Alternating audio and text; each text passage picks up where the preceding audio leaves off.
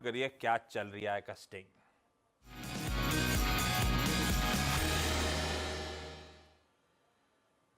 और क्या चल रहा है, यतिन बगल में बैठे हुए हैं। अब बोले अपोलो हॉस्पिटल, सुनने में सब ठीक लग रहा था। बोले पी फंड आ रहा है, एडवेंट वो माल खरीदेगा, फिर एक प्रमोटर की एंटिटी मर्ज करेंगे, उसके बाद वाले नारे हो जाएंगे। पर वो स्टॉक तो एकदम से लद गया था। अब तो फिर भी 4-5% नीचे, नहीं तो एक समय तो बहुत प्रेशर आ गया था। बाजार को क्या पसंद नहीं आ रहा? बिल्कुल आशीष, देखिए बाजार को क्या पसंद नहीं आ रहा है उस पर फोकस करने से पहले ये जो आपने बताया कि एडवेंट प्राइवेट इक्विटी और प्रमोटर एंटिटीज मिला के एक जो अपोलो हेल्थ केयर कंपनी है इसके साथ एक मर्जर करने वाले हैं। तो ये 3 वे डील है जहां एडवेंट जो प्राइवेट इक्विटी आ रहा है वो फ्रेश इक्विटी ला रहा है, पैसे ला रहा है। और ये जो 2400-2500 करोड़ की डील है इसमें आपको दिखाई पड़ेगा कि net Apollo health care company की मर्ज्ड एंटिटी में हिस्सेदारी लगभग 60% के आसपास रहेगी। ऑब्वियसली मर्जर रेशियो फिक्स नहीं हुआ है क्योंकि बहुत सारे माइलस्टोन्स और बहुत सारे ड्यू डिलिजेंस के बाद इसको फिक्स किया जाएगा। लेकिन हाँ, broadly Apollo health care company जो फार्मेसी बिजनेस चलाती है उसके पास 60% हिस्सा बच जाएगा डील के बाद। और अपोलो हॉस्पिटल्स का इसके अंदर 95% हिस्सा है। 5% एम्प्लॉयज़ है और 95% अपोलो हॉस्पिटल्स के पास है। क्यों शेयर गिरा? सबसे पहली बात, क्योंकि वैल्यूएशंस बाजार को पसंद नहीं आए।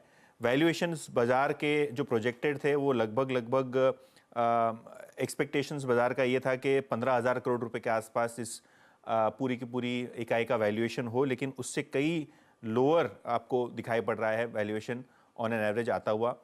इनफैक्ट अगर हम जेफरीज की बात करें तो इनकी एक बाय कॉल है 7,500 के टारगेट के साथ, लेकिन इनके एसओटीपी में ये हेल्थ केयर कंपनी को लगभग 17,000 करोड़ का वैल्यूएशन दिया गया था, जबकि ट्रांजैक्शन हो रहा है 14,500 करोड़ रुपए के आसपास।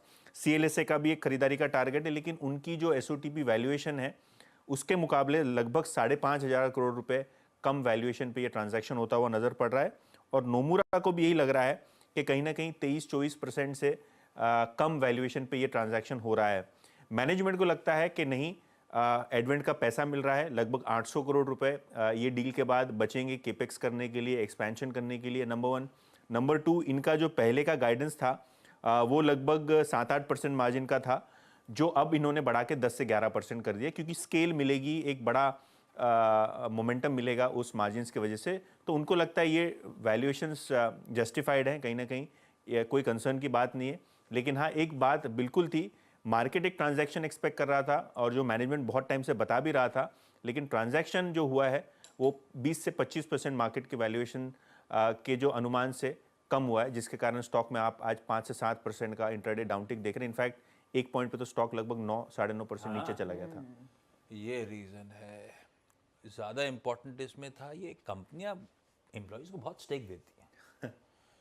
ये पालवे साहब, आपके ऐसा होता है क्या? जी आशीष जी। कुछ नहीं।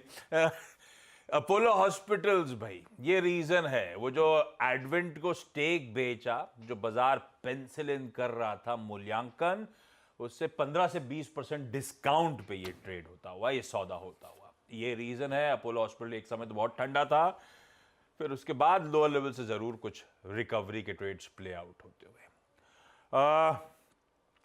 नीलेश, अपोलो हॉस्पिटल्स देख के बताइए, लो लेवल से जो रिकवरी आ रही है, फंडामेंटली तो ब्रोकरेज अभी भी बुलिश है, 12 मंथ के टाइम होराइजन के टारगेट्स काफी ऊपर के, लेकिन टेक्निकली कैसा पॉइज्ड? देखिए आशीष जी, आज एक स्ट्रक्चर थोड़ा सा डिस्टर्ब यहाँ पे जरूर हुआ है। अच्छी बात लेकिन ये है कि इस पर्टिकुलर काउंटर ने अपने 200 एक्सपोनेंशियल मूविंग एवरेज को काफी अच्छे से रिस्पेक्ट दिया है और ठीक उन्हीं लेवलों से हमें एक शार्प रिकवरी भी देखने को मिली है।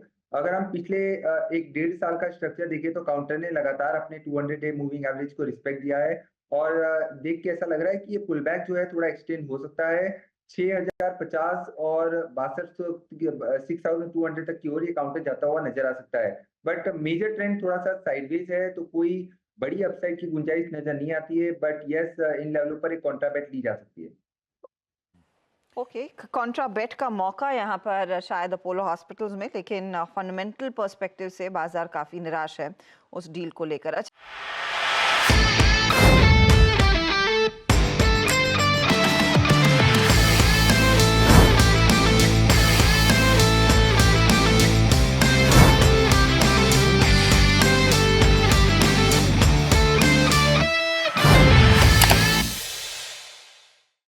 बता दें कि मनी कंट्रोल पर दिए गए विचार एक्सपर्ट्स के अपने निजी विचार होते हैं। वेबसाइट या मैनेजमेंट इसके लिए उत्तरदायी नहीं है। यूजर्स को मनी कंट्रोल की सलाह है कि कोई भी निवेश निर्णय लेने से पहले सर्टिफाइड एक्सपर्ट की सलाह लें।